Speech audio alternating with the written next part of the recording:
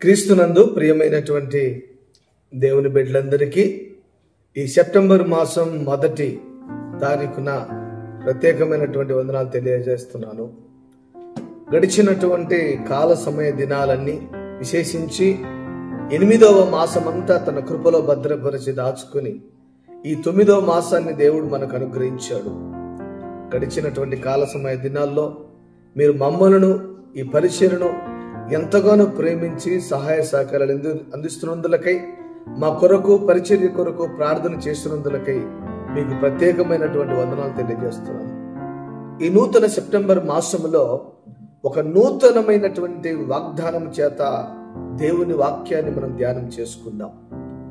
పరిశుద్ధ బైబిల్ గ్రంథములో నుంచి దావీదు కీర్తనల గ్రంథము 24వ అధ్యాయము ఆ 4వ వచనాన్ని మనం చదివితే, 24వ అధ్యాయము 4వ వచనాన్ని మనం చదివితే అక్కడ ఏమనుంది అంటే, వ్యర్థమైన దాని యందు మనసు పెట్టకయు, కపటముగా ప్రమాణము చేయకయు, నిర్దోషమైన చేతులను శుద్ధమైన హృదయమును కలిగి ఉండువాడే వాడు యెహోవా వలన ఆశీర్వాదము నొందును.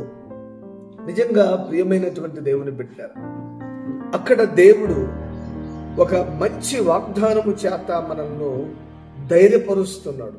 ఏంటి అంటే, యెహోవా వలన ఆశీర్వాదము నొందును.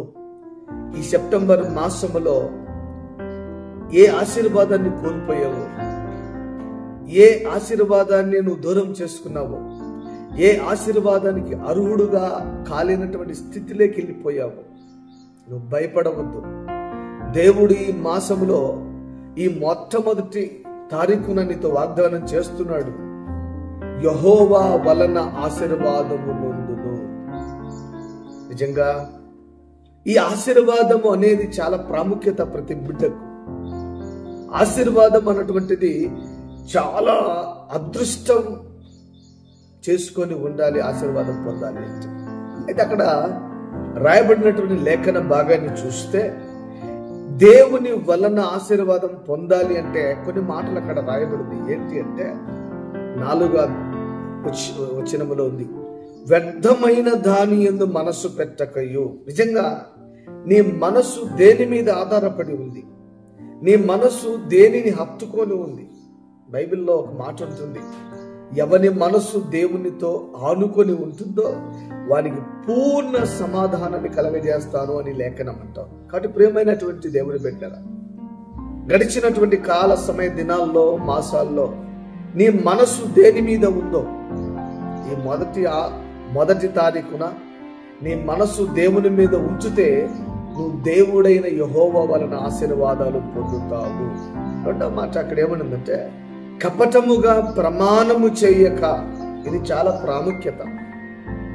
ప్రమాణాలు చేస్తుంటారు కొంతమంది, లేకపోతే కొన్ని అనుకుంటారు, నేను ఈ మాసములో ఇది పొందలేకపోయాను, ఇది అనుభవించాలి. విశ్వాసముతో నువ్వు ఏదైతే కోరుకుంటావో, విశ్వాసముతో దేవుని సన్నిధిలో ఏదైతే అడుగుతావో, ఆ ప్రమాణము అనుగ్రహించగలిగిన దేవుని మీద నీ మనసు పెడితే తప్పకుండా దేవుని వలన నువ్వు ఆశీర్వాదాలు పొందుతావు. అక్కడ ఇంకో మాట ఉంది, నిర్దోషమైన చేతులను శుద్ధమైన హృదయమును కలిగి ఉండువాడే. ఏం కావాలంట? ఒకటి, నీ మనస్సు దేవుని మీద ఆధారపడాలి. 2, ప్రమాణము చేసేటప్పుడు, ప్రమాణము అనుభవించేటప్పుడు దేవుని మీద ఆధారపడాలి.